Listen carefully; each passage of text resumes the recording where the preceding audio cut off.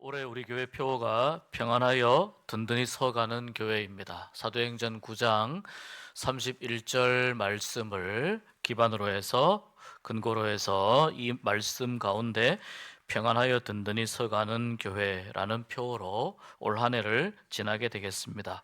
그래서 지난주에 이어서 이 말씀 주제에 관한 말씀 조금 더 생각해 보도록 하겠습니다. 우리가 지난주일 빌립의 사역으로 인해서 사마리아와 이방인에게까지, 에티오피아 내시인 이방인에게까지 복음이 전해지고, 또 사마리아 사람들에게도 성령이 임하는 이 사건을 말씀을 통해서 확인하고, 그럼에도 불구하고 예루살렘에서부터 핍박으로 인해, 박해로 인해 흩어진 교회들이 평안하여 든든히 서가게 되었더라 라는 말씀을 살펴보았습니다. 특별히 그 가운데 스데반의 순교로 인해서 많은 유대인들이 사방으로 흩어졌지만, 오히려 그 고난과 역경이 교회 부흥의 중요한 과정이 되었습니다. 그리고 하나님은 이 사건을 통해서 여러 교회들이 든든히 세워질 뿐만 아니라 든든히 서가는 선한 일을 행하셨습니다. 스데반의 순교와 빌립의 전도 사역의 이 배경에 큰 영향을 준 한 사람이 있습니다. 바로 사울이라는 사람입니다. 이 스데반과 빌립의 이 일들에 대해서 사울이 준 영향은 좋은 영향은 아닙니다. 그러나 좋지 않은 배경이라 하더라도 하나님은 그것을 선으로 바꾸셔서 교회가 든든히 평안히 서가는 역사를 이루셨다는 것이 이 말씀이 우리에게 주는 하나님의 은혜에 관한 교훈입니다. 사울은 어떤 사람입니까? 사울은 유대인입니다. 뼛속까지 유대인입니다. 그는 베냐민 지파 출신입니다. 또 철저한 유대주의자이면서 동시에 길리기아 다소라는 지역에서 출생하여 로마의 시민권을 가지고 있던 사람입니다. 유대인이면서 로마의 시민권을 가지고 있는 아주 독특한 그런 신분입니다. 일찍부터 예루살렘에 유학해서 당시의 대학자였던 가말리엘에게서 율법을 배운 탁월한 율법학자이자 앞으로 이 유대교를 이끌고 나갈 차세대 리더로 주목받던 사람이 이 사울이었습니다. 스데반이 순교할 때를 보면 7장 58절에 성 밖으로 내치고 돌로 칠세 증인들이 옷을 벗어 사울이라 하는 청년의 발에 두었더라 이렇게 말씀합니다. 이 유대인들이 스데반을 돌로 쳐서 죽인 이유가 있는데요, 스데반이 신성 모독적인 발언을 했다는 겁니다. 유대 율법에는 여호와 하나님의 이름을 모독하거나 또 다른 신을 섬기거나 또 신접하거나 또 무당이나 박수들은 돌로 쳐 죽이는 형벌을 명령하고 있습니다. 스데반의 했던 발언 중에 유대인들이 받아들이기에 신성모독이라고 그렇게 받아들일 만큼 유대인들이 격분한 이야기가 있었던 것으로 보입니다. 그런데 스데반을 돌로 치기 전에 자기들의 옷을 이제 벗는 거죠. 벗어서 그 옷을 사울 앞에 두었다고 하는 것은 이 사울 또한 이 유대인들의 입장에 동조했다는 뜻입니다. 그리고 스데반의 죽음에 나도 증인이다 라고 하는 것을 나타내고 거기에 같은 의미를, 같은 입장을 가지고 있다라는 행동을 한 것으로 보입니다. 그래서 8장 1절에 보면 사울이 스데반이 죽임당함을 당연히 마땅하게 여겼다 이렇게 말씀합니다. 그리고 공교롭게도 그날 스데반이 죽던 그날에 예루살렘에 큰 박해가 일어납니다. 이 예루살렘에 일어난 박해는 유대인들이 예수 믿는 사람들을 박해한 것입니다. 유대인들로부터 그리스도인들에게 박해가 일어나는 겁니다. 그리스도인들 안에도 유대인들이 있었을 텐데요, 유대교적인 입장에 있는 사람들이 그리스도인들, 예수 믿는 사람들을 스데반이 죽은 날부터 박해합니다. 그리고 사울도 교회를 없애기 위해서 아주 거칠게 행동을 했습니다. 집집마다 찾아다니면서 남자나 여자나 가리지 않고 감옥으로 끌어내서 감옥으로 다 넘겼습니다. 그리고 이러한 기세를 몰아서 사도행전 9장에 이 사울이 다메섹에 있는 그리스도인들을 잡아오기 위한 계획을 세웁니다. 9장 1, 2절에 보면 사울이 이 주의 제자들, 예수 믿는 사람들에 대해서 여전히 위협과 살기가 등등해서 대제사장에게 갑니다.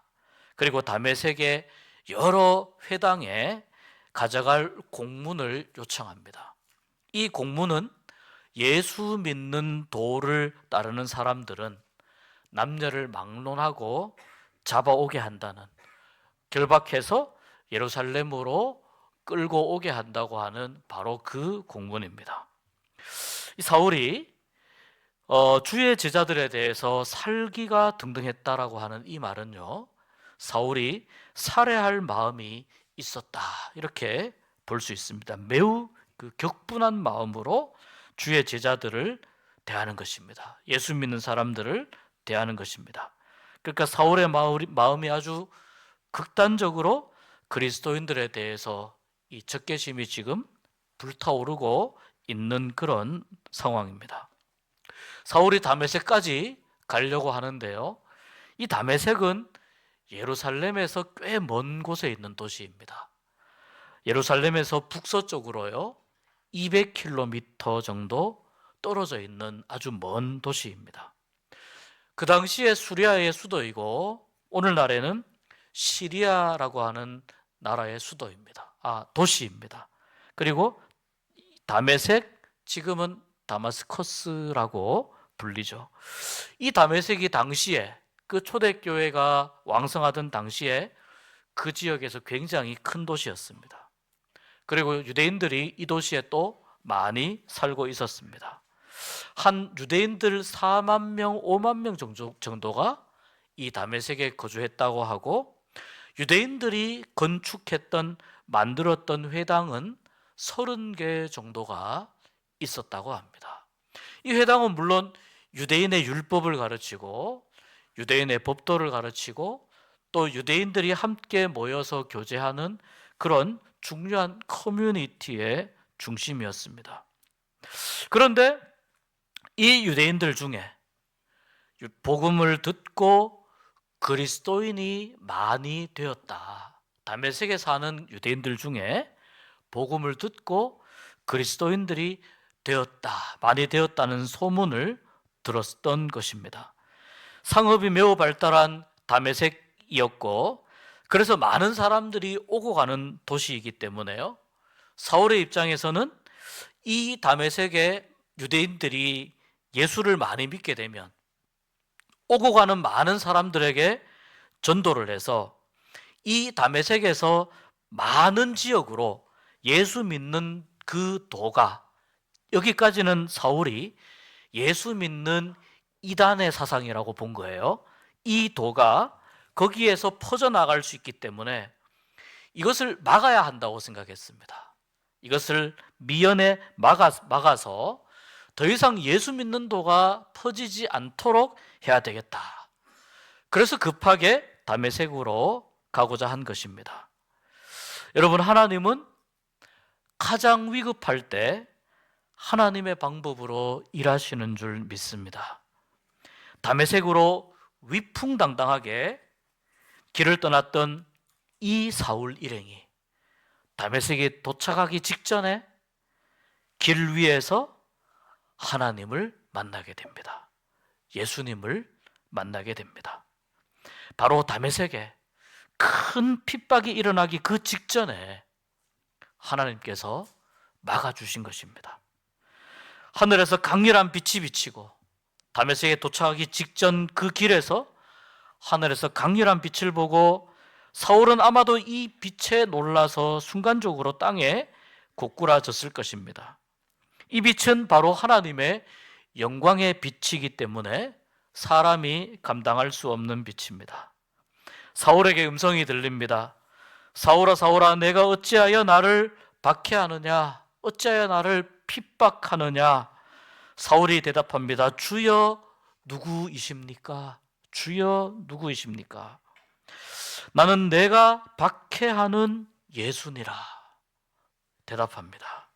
너는 일어나 시내로 들어가라. 내가 행할 것을 이룰 자가 있느니라. 강렬한 빛을 보고 그 빛에 고꾸라져 있는 사울과 하늘로부터 이 음성이 주고받는 대화가 이렇게 이어집니다. 여기서 왜 예수님은 사울에게 내가 어찌하여 나를 박해하느냐라고 말씀하셨을까요?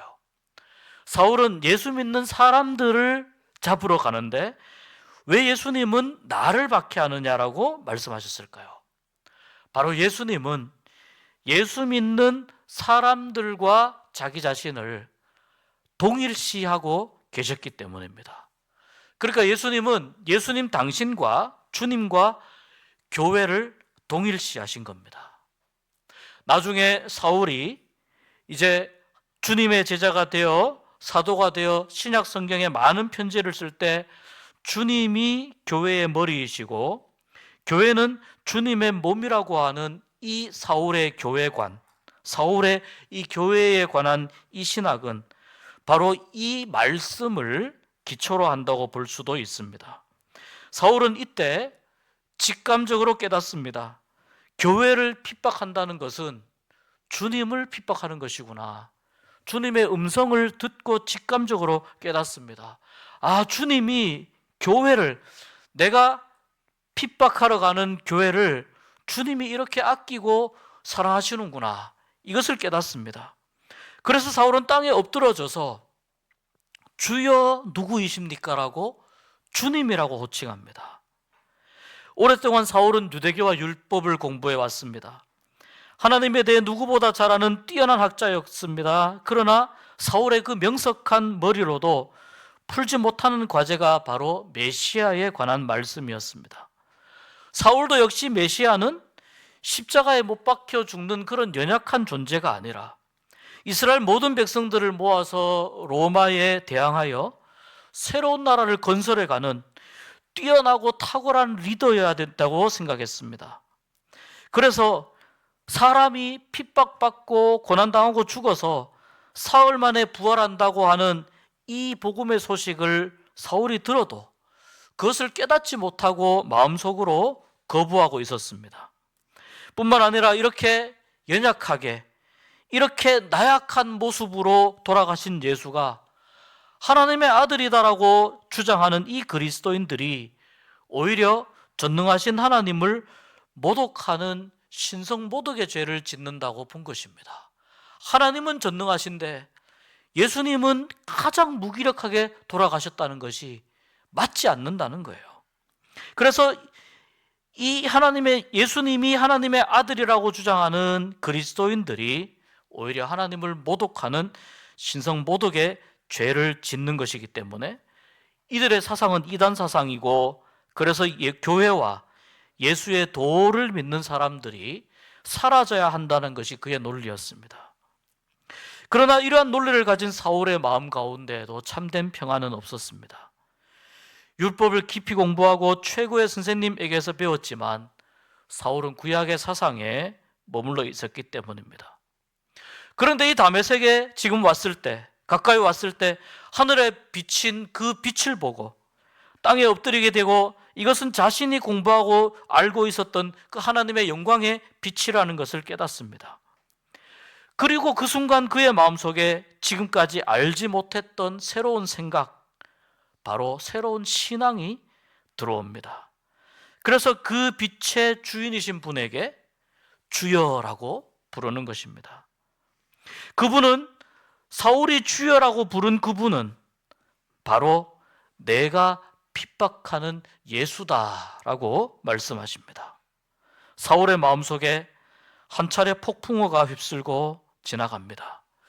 이 빛의 주인이 하나님이신데, 그런데 지금 나에게 말씀하시는 분이 예수라고?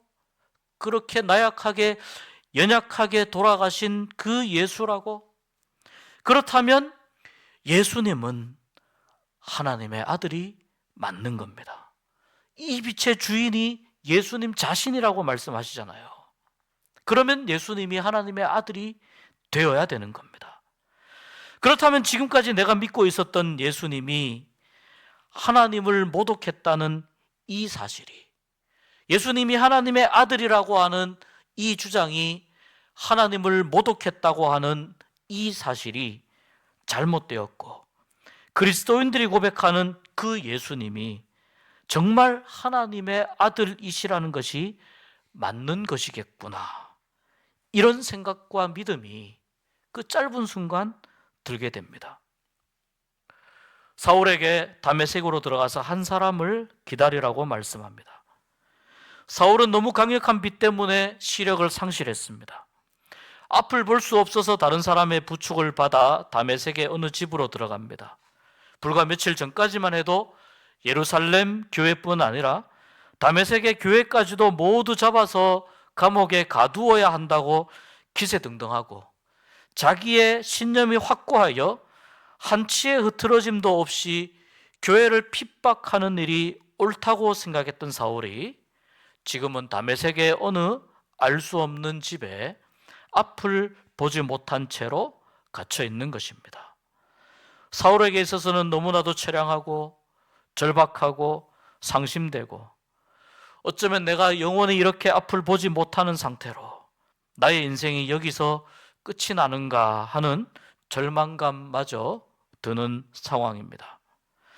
지금까지 믿고 있었던, 자기가 진리라고 생각했던 이 지식들이 길 위에서 만난 그 강한 빛으로 인해서, 들리는 음성으로 인해서 공든탑이 무너지듯 모두 다 무너지고, 앞을 볼 수 없는 채로 누군가를 하염없이 기다려야 하는 이 상황은 사울을 무기력하게 만들고 절망하게 만들기에 충분했습니다. 사흘 동안 아무것도 보지 못하고 먹지도 못하고 마시지도 못한 채로 무기력한 상태로 집에서 그냥 지내게 됩니다. 그 이전까지만 해도 자신이 수많은 사람들을 앞에서 이끌면서 진두지휘했고, 다메섹에 올 때에도 자신이 앞장서서 왔는데 지금은 자신의 힘으로는 아무것도 할 수 없는 상황인 것입니다.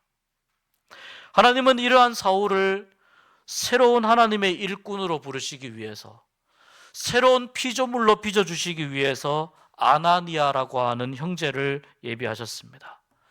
이 아나니아는 다메섹에 살고 있던 주님의 제자였는데요, 이 아나니아가 아마도 복음을 접하게 된 계기는 오순절에 예루살렘을 방문했다가 성령의 강력한 임재를 경험한 후에 다메섹으로 돌아와서 주님의 제자가 되었을 가능성이 매우 큽니다. 그 아나니아에게 사울에게로 찾아가라고 말씀하시면서 9장 15절에 이 사람은 내 이름을 이방인과 임금들과 이스라엘 자손들에게 전하기 위하여 택한 나의 그릇이라 말씀합니다. 아나니아는 매우 두려웠습니다. 사울에 대한 소문을 들었기에 매우 두려웠지만, 사울을 만나기가 꺼려졌지만 말씀에 순종하여 사울에게로 찾아가 그에게 안수하는데, 그때에 사울의 눈에서 비늘이 벗겨져 떨어지면서 사울의 시력이 회복됩니다. 아나니아가 9장 17절에 이렇게 말씀합니다.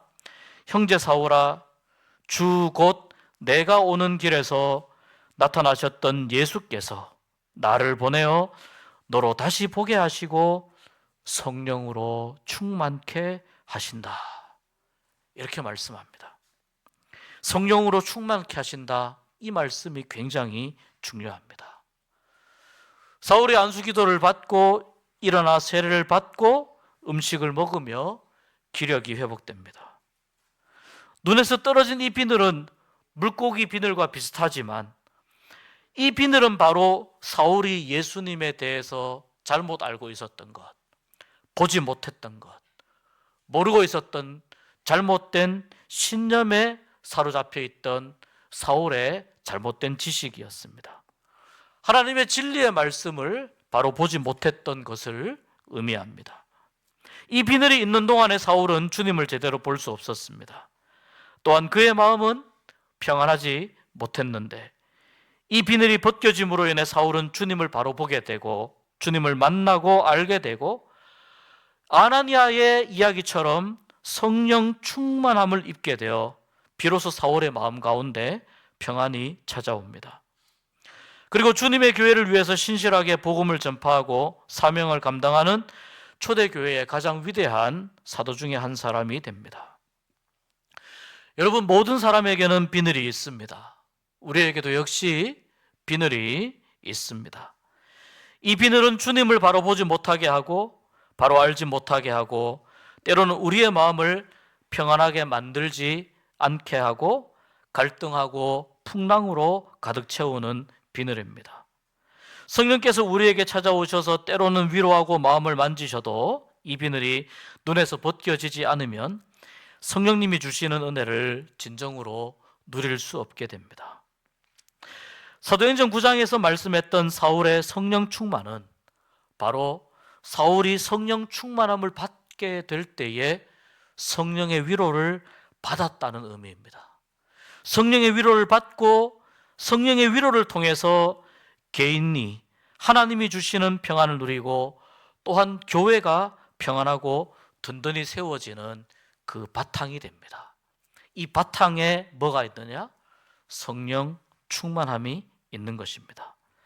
그래서 주님을 바로 알고 바로 믿는 것, 그것은 곧 성령 충만한 것을 의미하는 것이고 그것은 곧 마음에 하나님이 주시는 평안으로 가득 차는 것을 의미하는 것이라고 볼 수 있습니다. 교회가 평안하여 든든히 세워지기 위해서는 사울처럼 성령 충만하고 주님을 바로 알고 바로 믿어야 됩니다. 여러분, 우리가 이러한 믿음을 가지기 위해서 끊임없이 노력하고 애쓰는데 사탄은 우리가 끊임없이 주님을 바로 알지 못하도록 계속해서 비늘로 우리의 눈을 가리고자 시도한다는 거예요. 이 비늘은 아나니아가 안수할 때 벗겨졌던 것처럼 오직 하나님의 은혜, 오직 하나님의 능력에 의해서만 벗겨질 수 있습니다. 그래서 세상의 모든 사람들은 주님을 바로 볼 수 없고 하나님의 은혜를 바로 누릴 수 없지만 하나님은 하나님의 은혜를 누릴 수 있는 그 놀라운 자격을 오늘 우리에게 주신 줄 믿습니다.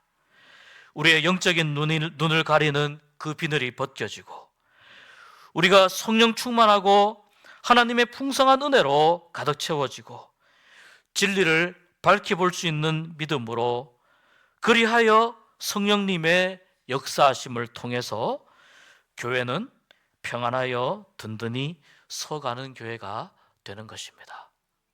한 해를 살아가시는 동안에 성령 충만한 여러분 되시기를 주의 이름으로 축복합니다. 하나님의 은혜와 하나님의 위로가 가득 찬 인생들이 되시기를 축복합니다.